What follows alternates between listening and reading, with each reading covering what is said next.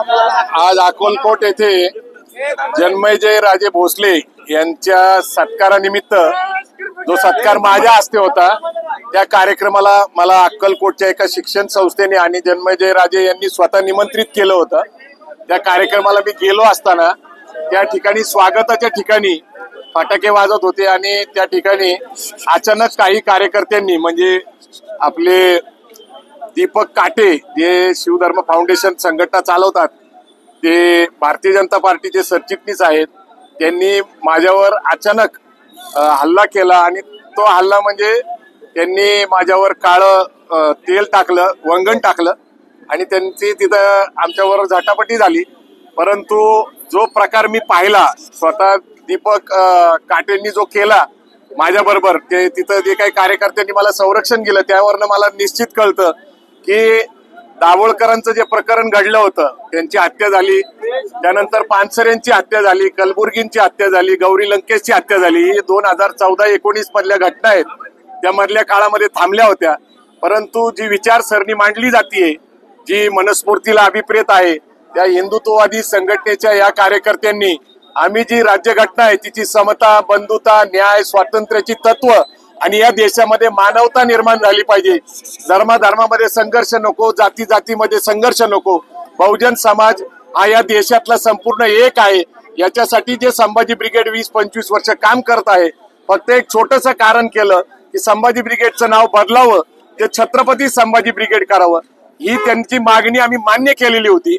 धर्मदाय आयुक्ताकडे दुरुस्ती करायची आहे, तर ती टेक्निकल बाजू आहे आणि एक अडचण अशी आहे की सचिन कांबळे नावाच्या एका मुलाने संभाजी ब्रिगेड संघटनेचा छत्रपती संभाजी ब्रिगेडचं ऑलरेडी रजिस्ट्रेशन केलेलं आहे, त्यामुळे धर्मदाय आयुक्ताकडे एकाच नावाने 2 संघटना रजिस्टर करता येत नाही। परंतु एक निश्चित आहे की छत्रपती संभाजी ब्रिगेड नाव करण्याच्या निमित्ताने संभाजी ब्रिगेडचा विचार दाबण्याचा प्रयत्न केलाय। महात्मा ज्योतिबा फुलेंवर हल्ला झालेला आहे, शाहू महाराजांवर हल्ला झालेला आहे, बाबासाहेब आंबेडकरांवर हल्ला झालेला आहे। निश्चितच आजचे जे राज्यकर्ते आहेत त्याच्यामध्ये ही जबाबदारी मुख्यमंत्री देवेंद्र फडणवीस हे गृहमंत्री आहेत, त्या ठिकाणी एवढा मोठा कार्यक्रम असताना कुठलाही बंदोबस्त नाही पोलिसांचा, पोलीस याच्यामध्ये सामील आहेत हे सिद्ध झालेलं आहे। कारण ज्यांना अटक झालेली आहे त्यांच्यावर FIR मध्ये जी कलम लावायला पाहिजे ती लावली जात नाहीये आणि महाराष्ट्र सरकारच्या अनेक मंत्री आणि गृहमंत्र्याच्या ऑफिस मधनं फोन येत आहेत अक्कलकोटच्या पोलीस स्टेशनला की बाबा यांना सवलत द्या, यांना मदत करा। आता ते काळं टाकलं हे ठीक आहे, परंतु जीविताला धोका झाला होता, तुम्ही असे सामाजिक कार्यकर्ते मारून टाकणार का? तुम्ही अशा प्रकारची कृती करत राहणार का? दुर्दैवाने आता बहुजन समाजाने आपली जी लढाई आहे ती लढली पाहिजे। मी तुम्हाला सांगतो की आजची घटना म्हणजे आजच्या सरकारची शेवटाची सुरुवात आहे, हे त्यांनी आता ओळखून घ्यावं। मी जरी मराठा समाजाचं काम करत असलो तर गेली 25 वर्ष संपूर्ण बहुजन समाज, मुस्लिम समाज, ख्रिश्चन समाज, जो समाज इथं काम करतो त्याच्याबरोबर मी काम करतो। बहुजन समाजावरचा हा हल्ला आहे, हा प्रवीण गायकवाड किंवा संभाजी ब्रिगेडवरचा हल्ला नसून हा मराठा समाज आहे, बहुजन समाज आहे, याच्यावरचा हल्ला आहे। हा फुले शाहू आंबेडकरांच्या विचारावर हल्ला आहे आणि याचा जो विचार समाज करल तो समाज करल। मात्र एक निश्चित आहे की महाराष्ट्र असुरक्षित आहे, हे अनेक वेळा सिद्ध झालेले।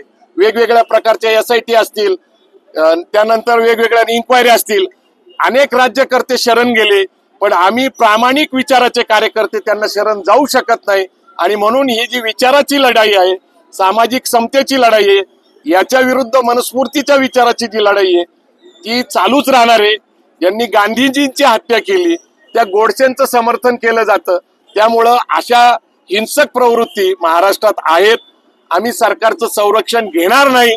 मला त्यांनी सांगितलं की तुम्हाला पोलिसांचा बंदोबस्त देतो, मी त्यांना सांगितलं की मी जोपर्यंत संभाजी ब्रिगेडचा अध्यक्ष आहे तोपर्यंत मी कधीही कुणाचं संरक्षण घेणार नाही। माझे कार्यकर्ते, बहुजन समाज माझं संरक्षण करल, ही त्यांची जबाबदारी आहे, मी त्याच्यासाठी पोलिसांचं संरक्षण घेणार नाही। माझा सरकारवर विश्वास नाही।